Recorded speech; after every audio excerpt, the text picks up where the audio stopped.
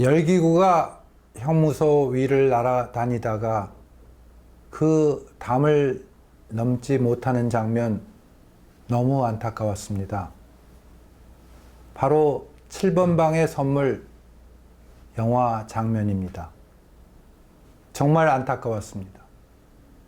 더 안타까웠던 건 주인공 유승룡이 끝내 누명을 벗지 못하고 사형을 당한 겁니다. 억울한 죽음으로 끝난 거죠.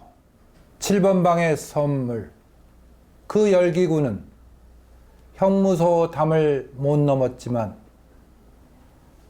1000만 명 동원이란 허들은 넘었습니다.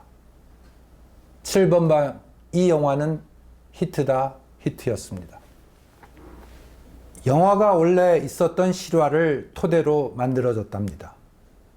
지금은 목사님이 된 어느 만화가게 주인 아저씨가 동네 팥줄소 소장의 딸을 성폭행했다고 억울하게 감옥에 가고, 그러나 영화와 달리 사형엔 처해지지 않고 무려 15년 동안이나 옥살이하다 풀려났는데 영화처럼 39년 만에 무죄가 됐답니다. 정말 다행입니다. 7번 방의 해피엔딩은 딸이 커서 변호사가 되어 재심이란 걸 신청하고 거기에서 재판에 이긴 겁니다. 그러나 실제 인물도 재심이란 걸 통해서 무죄가 됐습니다. 7번 방도 그렇고 얼마 전 유승우가 주연이던 리멤버도 그렇고 다 재심이란 걸 통해 사형수로 죽은 아버지를 자식들이 살린 이야기입니다. 그런데 말입니다. 영화나 드라마에서 억울한 사람들이 재심이란 걸 통해 범죄자란 누명을 벗어났는데 실제로는 거의 없습니다. 7번 방의 실제 주인공도 원래 재심이란 걸 신청했는데 아예 재심 자체가 안 됐습니다. 재심이란 게 일단 신청하면 우선 받아들여져야 하고 그 재심이 이루어진 후 다시 재판을 하는 겁니다. 그런데 7번 방의 실제 주인공도 재심이 안 되고 나중에 정치 사건의 재심을 우르르 쏟아낸 과거사위원회에서 심사하여 억울하다고 결정돼서 재심이 이루어지고 그리고는 다시 무죄로 재판이 뒤집어진 경우는 다소 있었는데 7번 방의 실제 주인공도 그런 케이스입니다. 그런데 순수하게, 그러니까 억울한 사람이 법원에 다시 재판해달라고 신청해서 그 신청이 받아들여지고 그걸로 다시 재판이 이루어져서 무죄가 되는 건 우리나라에서 여태까지 단 한 건밖에 없습니다. 그러니까 7번 방이나 리멤버는 모두 영화라는 것입니다. 7번 방의 실제 주인공도 그렇게 재심하려고 하다가 실패한 겁니다. 나중에 재심하게 된 사연은 정부 기관이 먼저 재심하라고 결정하니까 법원이 그 결정을 받아준 것에 불과합니다. 한마디로 우리나라에서는 법원이 재심에 무지무지 인색합니다. 그러면 그만큼 우리나라 재판이 공정하게 이루어졌다는 건가? 이런 의문이 듭니다. 그야말로 그것이 알고 싶습니다.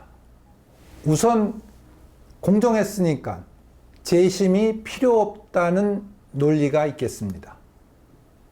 그런데 오늘도 법원 앞에 가면 하루도 빠짐없이 1인 시위하는 사람이 꼭 서 있습니다. 비가 오고 눈이 와도요. 억울하다는 겁니다. 그것도 재판이 억울하다는 주장입니다. 저를 포함한 대부분 사람들은 그분들이 들고 있는 플래카드를 걷는 걸음을 멈추고 빤히 쳐다볼 용기가 안 나 힐끗 지나면서 읽어보게 됩니다. 한마디로 억울하다는 얘기고 전혀 엉터리 같지는 않습니다. 언뜻 그 플래카드만 보아서는 진실 여부를 잘 모르겠지만, 그런데 그분들 표정만은 정말 진지합니다. 최소한 그분들은 자신이 억울하다고 믿는 건 맞는 것 같습니다. 얼마 전 네이버에 어떤 변호사가 빚에 쪼달리니까 펀딩하겠다고 한 적이 있습니다. 그냥 궁금해서 어떤 분인가 찾아보았더니 우리나라 유일의 재심 전문 변호사라고 합니다. 박준영 변호사가 바로 그분입니다. 박 변호사는 재심만 하다 보니까 어느새 빚더미에 올라가게 되고, 그래서 마지막 수단으로 크라우드 펀딩에 도전했던 것입니다. 단 며칠 만에 원래 1억 원 목표였던 것보다 훨씬 많은 3억 원을 그 이상을 모았습니다. 자신도 놀랐다고 박 변호사는 말합니다. 그래 앞으로도 재심 변호사 계속하겠다고 의지를 밝혔습니다. 이 3억 원은 투자가 아니라서 돌려주거나 이익을 남겨주지 않아도 됩니다.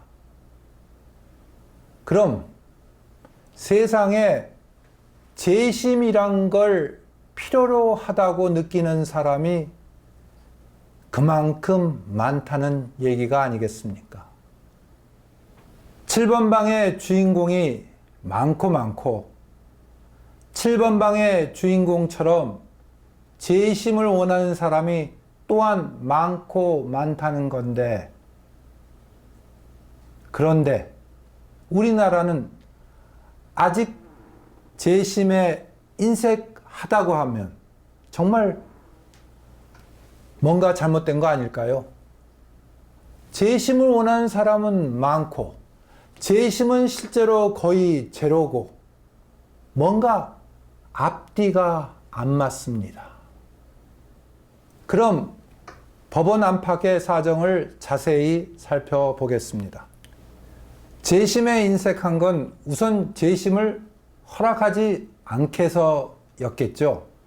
그런데 실제로 어려운 게 아니라 법원이, 판사님들이 재심하는 걸 싫어해서 무작정 재심 신청을 안 받아들이는 것은 아닐까 하는 합리적인 의심을 해봅니다.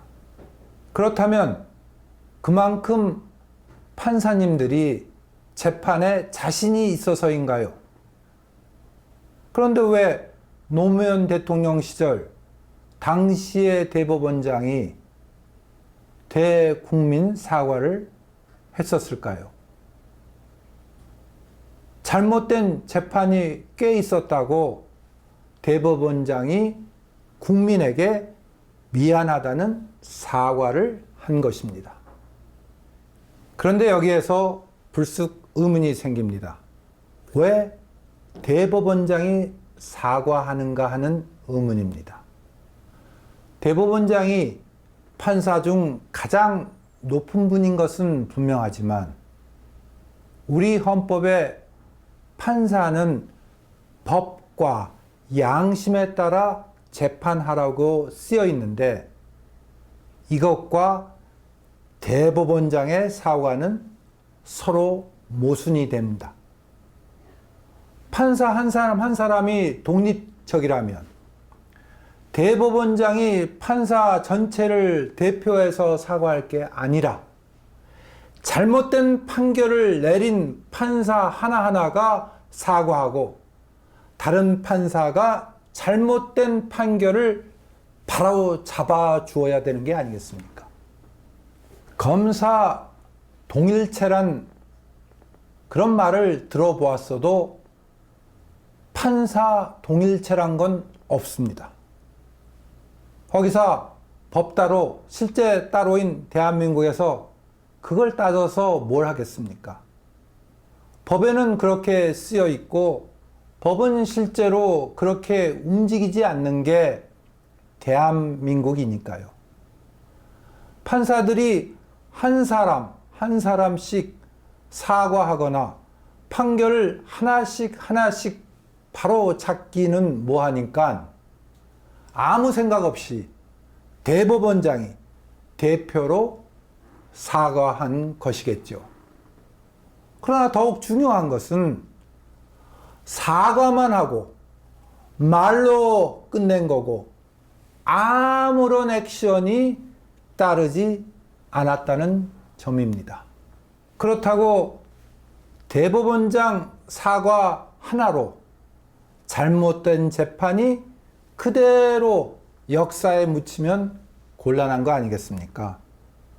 잘못된 재판은 재심이라는 법 절차에서 바로 잡혀야 되는 게 마땅합니다. 설사 재판 잘못한 판사가 그에 대한 책임을 지지 않는다고 하더라도 재판 잘못 받는 사람에게 재심이란 걸 통해 다시 억울함을 벗어날 수 있는 기회를 줘야 하는 것이 지극히 마땅합니다. 그래야 대법원장의 사과가 진정성 있다는 평가를 받게 되겠죠. 그래야 최근 전관예운이 수판서 판선이 하는 문제로 몇 차례 있었던 대법원장의 사과가 진정성을 확보할 수 있겠죠. 그래야 비로소 전임 대법원의 사과의 진정성도 현재 대법원의 사과의 진정성도 가질 수 있겠죠. 결국 실행이 없는 사과는 오히려 국민을 조롱하는 느낌만 줍니다. 결론적으로 과거 전임 이용훈 대법원장의 사과가 진정성을 가지려면 재심이 활발하게 이루어져야 합니다. 그런데 우리 사법 사상에 오직 한 건의 재심만이 법적 절차에 따라 제대로 성사됐다고 하니 대단히 절망적입니다. 시국 사건의 재심도 거의 모두 법원에 의해서 이루어지지 않고 과거사위원회라고 하는 법원 밖의 국가기관에서 그것도 한시적으로 이루어졌다니까 법원의 진정한 재심과는 거리가 먼 것이기에 정말 절망감을 느끼지 않을 수 없습니다. 어떤 변호사님들은 재심이 많아지면 국가의 지출이 많아질까 두려워 기피한다고 변명합니다. 다시 말해 일종의 애국심에서 재심을 반대한다는 주장이죠. 재심에서 무죄로 판결되면 국가를 상대로 소송하여 손해배상을 받을 수 있는 게 헌법에 규정되어 있기 때문입니다. 실제로 시국 사건의 피해자들이 재심을 통해 무죄 판결을 받고 그걸로 손해배상을 수십억 대까지 청구하고, 그래서 나라가 손해를 본다고 해도 진짜로 억울한 피해라면 국가가 마땅히 배상해야 되지 않겠습니까? 지금 우리 위안부 할머니들이 일본에게 배상하라는 것도 똑같은 이치가 아닐까요? 일본이 잘못을 사과하고 그 사과의 표시로 배상하라고 요구하는 겁니다. 그냥 돈 달라는 게 아니지 않습니까? 일본의 사과와 배상이란 요구를 당당히 하려면 우리도 재심에도 또한 배상에도 인색하면 안 될 것입니다. 재심으로 인한 배상이 많아서 나라가 가난해진다면 금목이라도 해야 되는 것 아니겠습니까? 나라의 정의가 바로 서는데 그까지 돈을 아끼겠다고 변명하는 것은 정말로 유치한 애국심에 불과합니다. 만약 그런 경제 논리로 재심을 막는다면 억울한 사람은 더욱 억울하게 느낄 게 아닙니까? 재심이 활발해져야 하는 또 다른 이유는 유전무죄, 무전유죄란 말 때문입니다. 원래 유전무죄란 말이 먼저 나왔는데요. 아주 오래전에 탈옥수가 경찰한테 포위되면서 외쳤기 때문에 더욱 유명해진 표현이 됐습니다. 그야말로 영화 같은 장면인데 실제 상황이어서 아직도 찡하기만 한 그 사건에서 말이죠. 스스로 목숨을 끊기 전에 탈옥수가 외친 한마디, 돈 없고 권력 없이는 못 사는 게 이 사회다. 돈이 있으면 판검사도 살 수 있다. 유전무죄, 무전유죄. 우리 법이 이렇다. 이때가 88 올림픽 때니까 약 30년 전 일이지만 저희 내류에는 아직도 생생하게 남아 있습니다. 또 30년이 지난 지금도 여전히 진리처럼 느껴집니다. 유전무죄, 무전유죄는 이미 영어로도 번역되어 외국의 유명 언론이 인용할 정도로 외국에서도 한국 사회의 특징으로 인정하고 있습니다. 그 기사에는 유전 뮤지와이, 뮤전 유지와이 이렇게 한국말을 영어로 스펠로 그대로 표현했습니다. 그리고는 번역이 붙습니다. Money equals innocence, no money equals guilty. 이렇게 풀이했는데요. 즉, 돈은, money는 무죄와 같고, no money, 돈 없으면 유죄와 같다고 표기해서 유전무죄와 무전유죄란 한자 성어보다 두 단어 사이를 이퀄표, 즉 등식표로 연결시키니까 더 섬뜩하게 느껴집니다. 실제로 지난 20년 동안 10대 재벌 총수 중 7명이 감옥에 갔는데 모두 23년 징역을 선고받았지만 4분의 1도 안 되는 평균 9개월만 살고 모두 풀려났습니다. 유전무죄, 무전유죄란 말이 아주 틀린 말은 아닌 것 같습니다. 재벌처럼 유전무죄보다 더 문제가 되는 건 돈이 없어서 죄를 뒤집어 쓰는 것, 무전유죄가 아닐까요? 그래서 재심이 필요한 거 아닐까요? 돈 없으면 죄를 뒤집어 쓴다. 이거 자신에게 발생할 것 같지 않지만 당장 법원 앞에 가면 누구든지 다 가능하다는 걸 발견하고 돌아올 것이라고 확신합니다.